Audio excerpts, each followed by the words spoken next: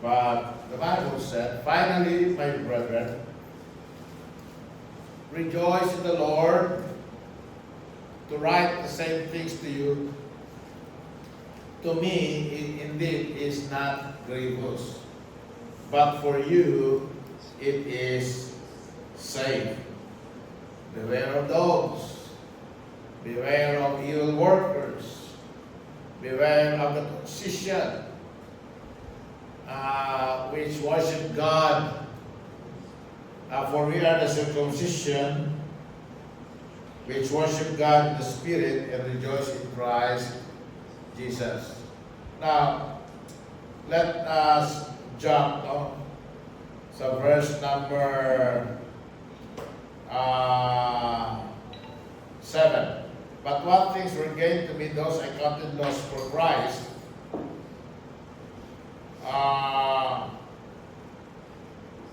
Yea, doubtless, and I count all things but loss for the excellency of the knowledge of Christ Jesus my Lord, for whom I have suffered the loss of all things, and do count them but dung, that I may win Christ and be found in him, not having mine own righteousness which is of the law, but that which is through the faith of Christ.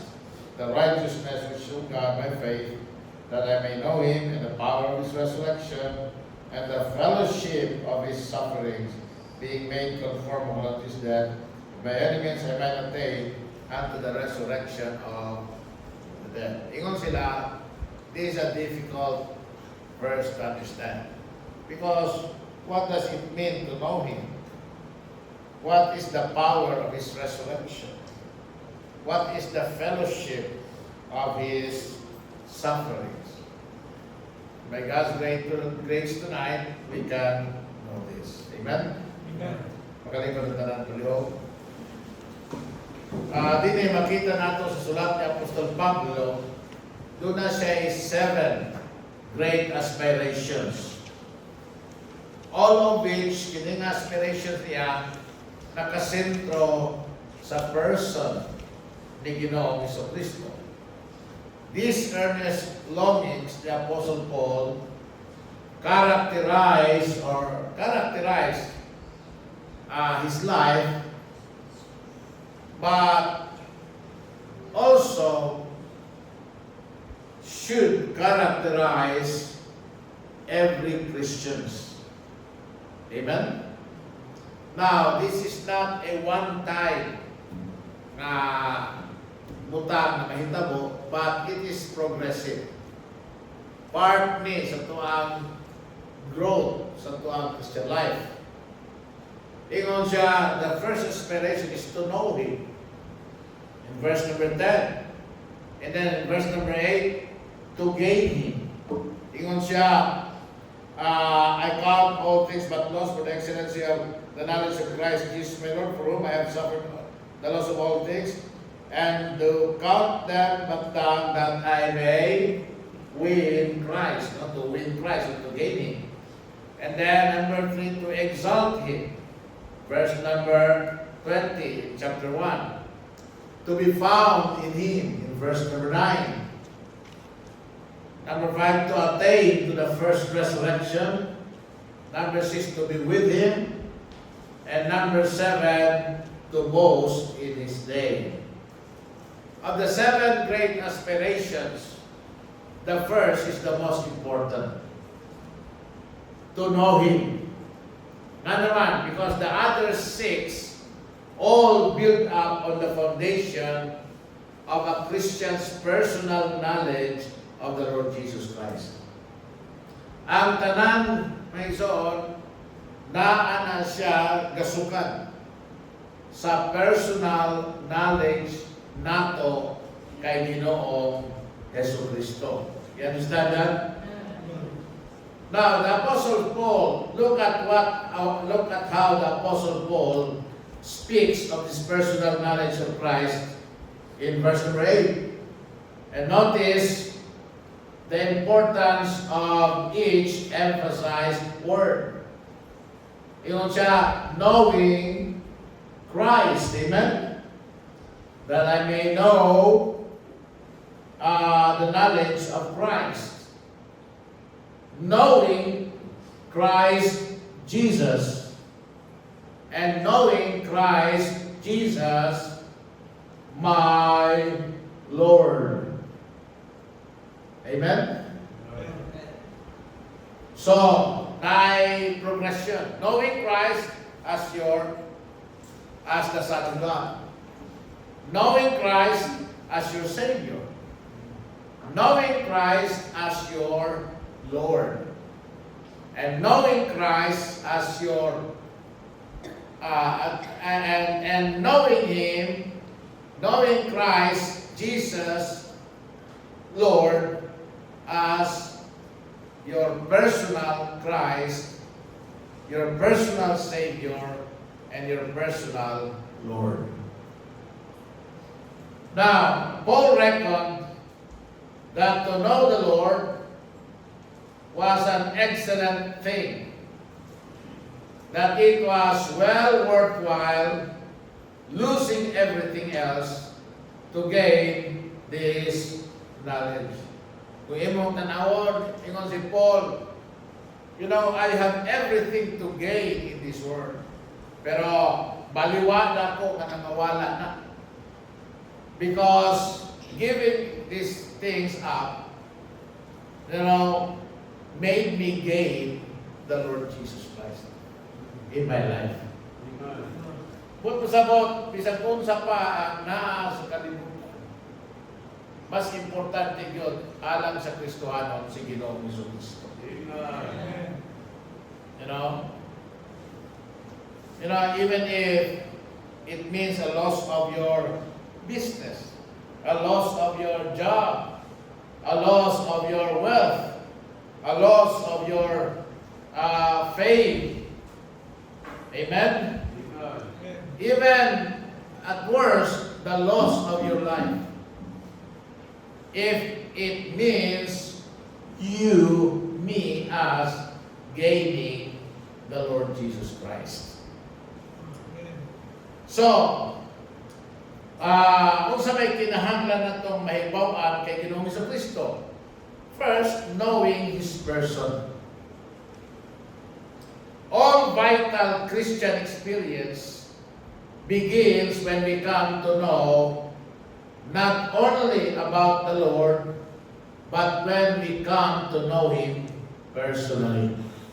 Daghan sa mga tao manigsoon nakahibalo, may tungod kaniya, amen? But not on a personal basis. Ang importante na kaila kita niya. Amen? To know God and the Lord Jesus Christ, first of all, is salvation. Amen? Salvation. Kaluwasan. You can never know God and never know Christ kung ikaw wala na luwas. Amen? So it's very important. Ngayon, kanamit ang Matthew 6:33, but seek ye first the kingdom of God. What's the kingdom of God? Amen? And His righteousness. What is righteousness? That's salvation. Seek first salvation. Get saved first. Amen? And all these things shall be added unto you. Amen? So, sa kaluwasan yun, magsugod ang tanan. We only begin to know Him when we trust Him as our own personal Savior. And when we accept His gift of pardon through the finished work of the Lord Jesus Christ. So, ang pangutana yun, do you know Him as your Savior? Amen? Matapos sa ating kinahanglan, luwas yun ikaw. Amen. Right? Amen. Tanang kasi na yung power bank ninyo. Nakit power bank, wala mang Type-C. Amen? Amen. So, yan ang pulong sa Ginoo na we are to know Christ as our Savior. Amen? So makita niyo, Paul first came to know Him on the Damascus Road. Amen? Philip first came to know the Lord at the commencement of his public ministry.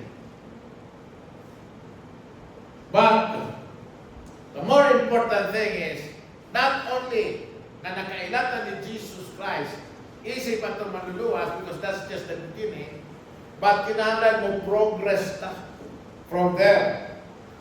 Mailhan na to si Jesus Christ na Ginoo sa atong kinabuhi. Amen. Lord sa atong kinabuhi. Amen. Magbubuot sa tuang kinabuhi. Amen.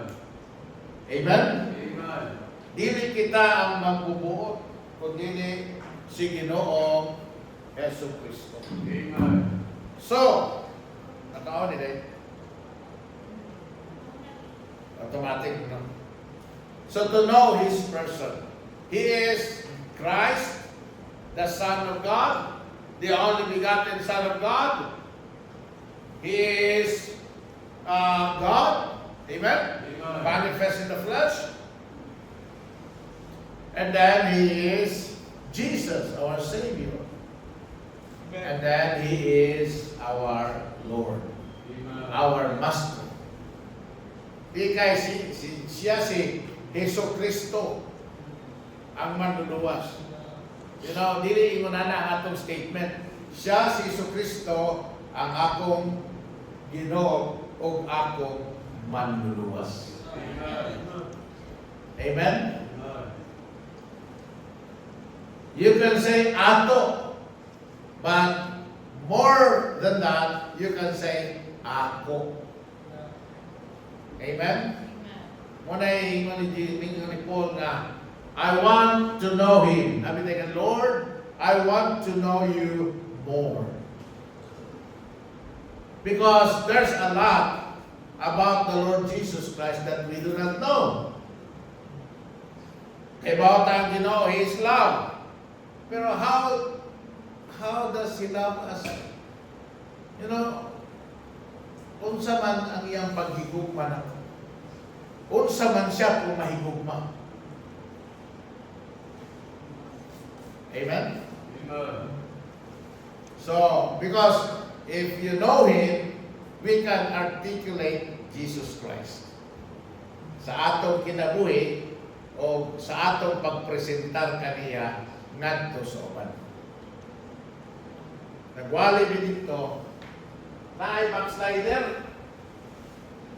Miyembro ng Pastor John Bigapria, Pastor John Bigapria, amigo na ako ni sa Usamis. Backslide siya, nakadungog siya gwali. Ingon, nangutana na rin siya, baptismo. Kaya naman, kaya kining baptismo ko, magwali, mura yun o nakapanag-iya sa Ginoo. Mura yun, nakapanag-iya sa langit. Sigurado, sigurado, sigurado, sigurado. So, mo iyang trademark, no, nga kining niya, walihan di mo yun eh. Na may magwali diyan, Jesus is Lord, na may mga magwali diyan, pero paminawa lang yun ninyo, nahirag yun ang baptism. Personal Lord and Savior.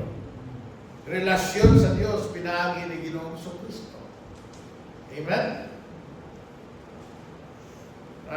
Speaking of Paul, atong naibawaan na dito sa Damascus, una niyang nahimamat ng Ginoo.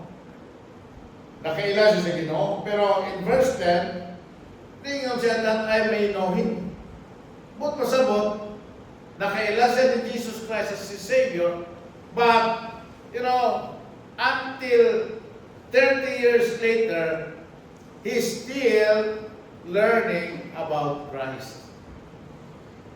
Amen? And he, you know, he may have already accumulated a lot of things about the Lord Jesus that he knows, pero wala yung siya nga, brethren, I count not myself to have apprehended. Pag yun ako, isipa ko, nagalingon nga, Kumplito na yun, hingpit na yun. Amen? Knowing His person. No? Ikaduha, kung sa may kinala na itong mailan, may tungod kaniya para mahingpit na itong mailan ng Ginoo. Knowing His power. I want to know Christ, ingon si Paul, and I want to know His person, and I want to know His power. Particularly, the power of His resurrection. Now, unsa man ang power of His resurrection? Unsa may buot pasabot ani? Now, remember, the Lord Jesus Christ was crucified, and He actually died on the cross. Right? Human sa iyang kamatayon, ginubong siya. And then what happened? The Bible said, after 3 days, He rose again. Nabanhaw siya. And the same mighty power which raised Him from the dead, that is the power of His resurrection, is available for and may be experienced by every Christian pinaagi sa atong pagkausa uban kay Ginoong Jesucristo. Now, look at Romans chapter 6, verses 3 to 4. Tanawa, Romans chapter 6. Know ye not that so many of us, as were baptized into Jesus Christ, were baptized into His death? O sa may sabot na, we are saved from wrath. Amen? Sa kasilag, sa kusuko, sa condemnation, sa judgment, sa Ginoo. The Bible said, we are saved from wrath by the blood of our Lord Jesus Christ, or by His death. But here's the power of His resurrection. We are saved from the power of sin by His life. Amen? That's the power of His resurrection. Our salvation from the power of sin by His life, His risen life, His resurrection life. That I may know Him and the power of His resurrection. Amen? How to live,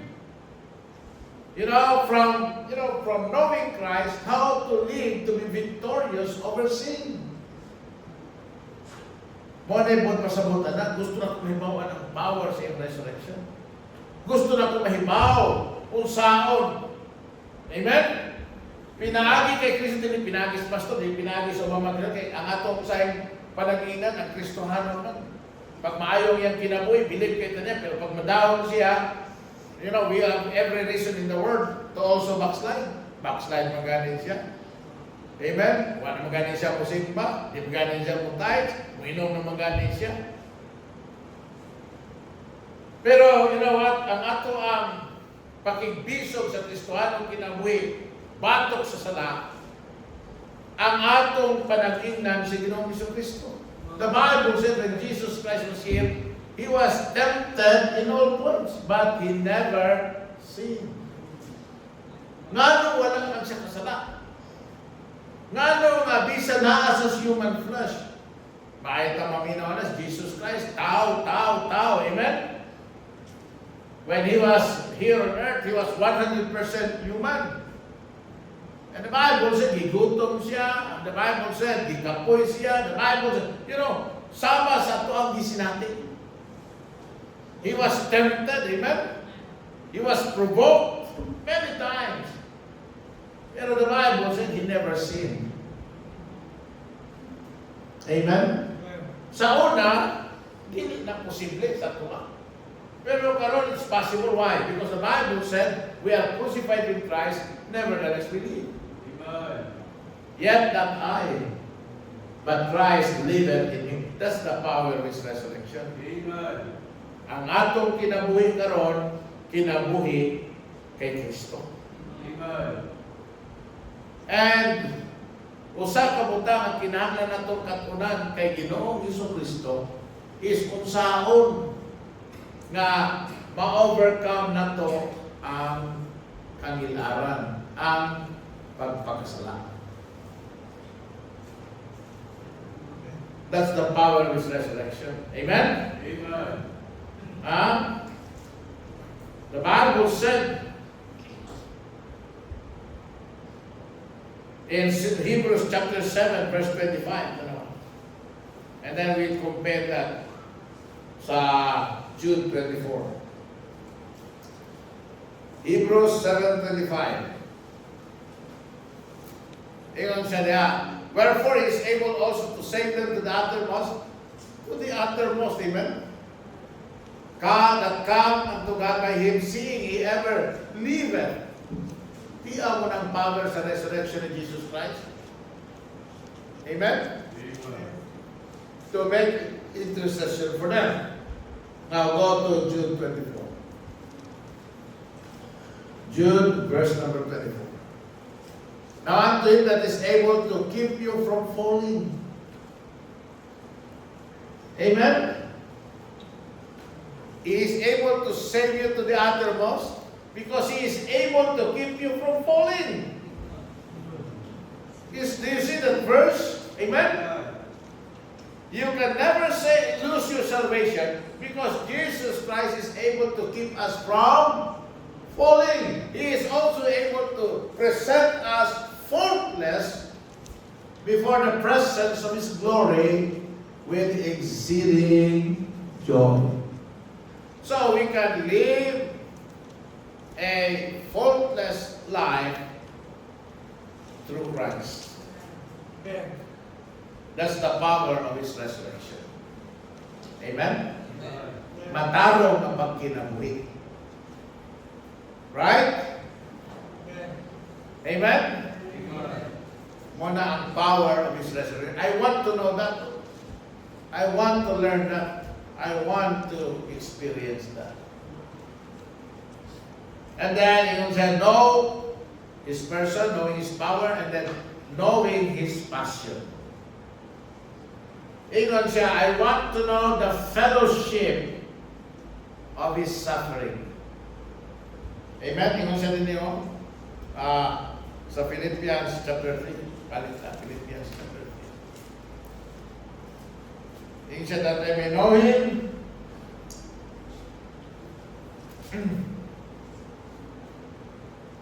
and the power of his resurrection and the fellowship of his sufferings. Unsa? Nakaroon.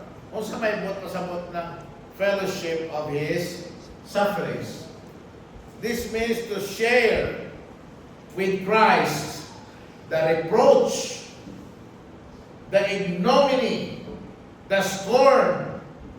Amen? In short, the sufferings that the Lord Jesus Christ endured on our behalf when he was arrested, when he was falsely accused, when he was tried, when he was judged, amen?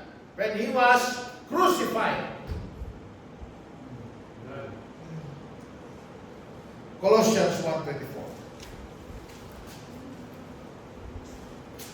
Ingon ang pulong sa Ginoo dinhi.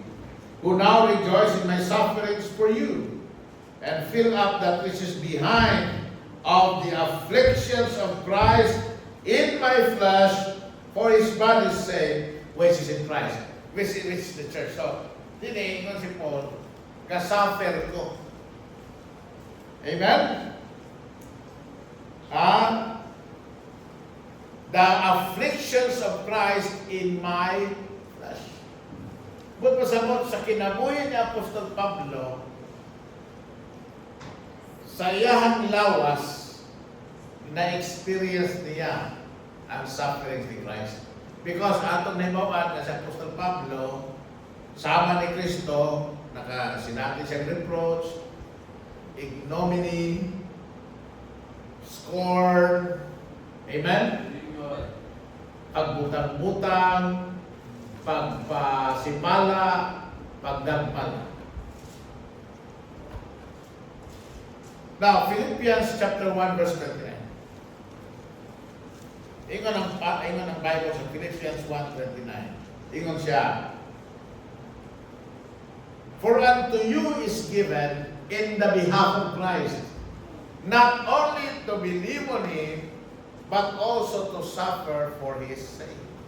Maninihan. Ito ang Bible, ang ato, dili lang mutuo kay Kristo, but also to suffer for His sake. Mo-fellowship ta sa sufferings ni Ginoong Jesucristo. Buti pa sa about money. If we are to be faithful, because that's the demand sa ato ang kinabuhi Kristohanon, amen? To be faithful. But if we are to be faithful to Christ, amen, we must in some measure enter into the fellowship of sharing in His sufferings.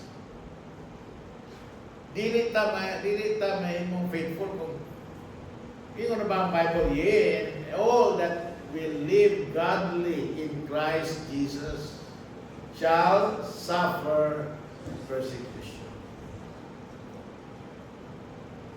And manini, it is possible that we are evading the reproach of the cross, and that in consequence, we know little of this wonderful fellowship.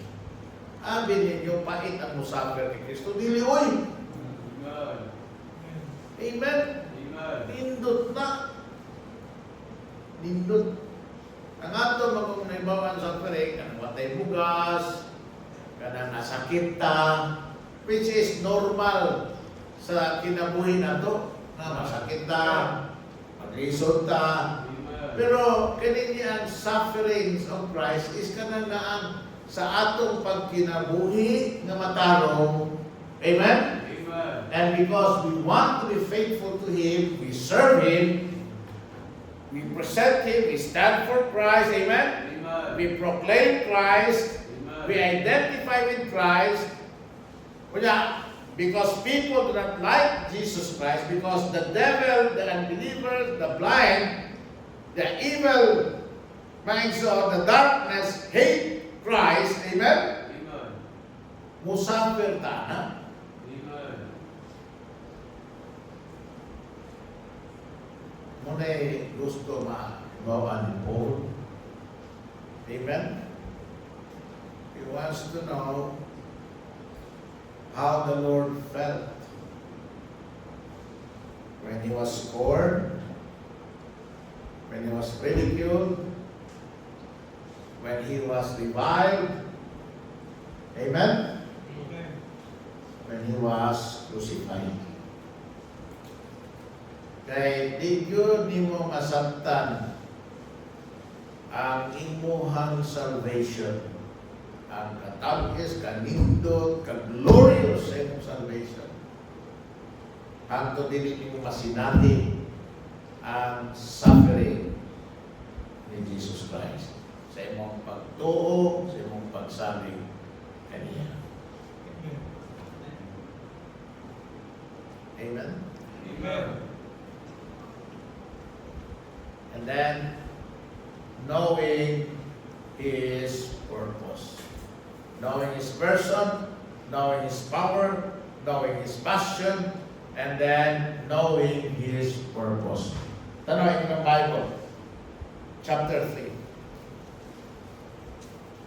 That I may know Him, verse 10, and the power of His resurrection, and the fellowship of His sufferings, tanawa, being made conformable unto His death, if by any means I might attain unto the resurrection of the dead.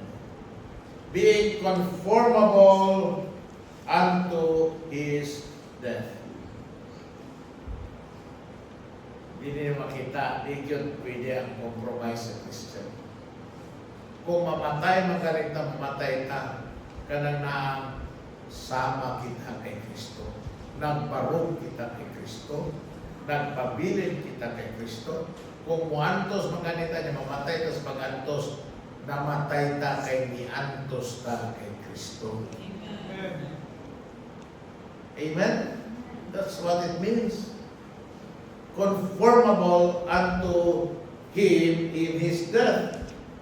God's purpose for every believer is set out in Romans 8:28 to 29. Amen? Dalawa, Romans 8:28 to 29. And we know that all things work together for good to them that love God, to them are called according to His purpose. For whom He did foreknow, He also did predestinate to be conformed to the image of His Son, that He might be the firstborn among many brethren. You know what? God's purpose is to make us like the Lord Jesus Christ. And in order that this purpose may be accomplished, all that there is about us which is unlike Him must die.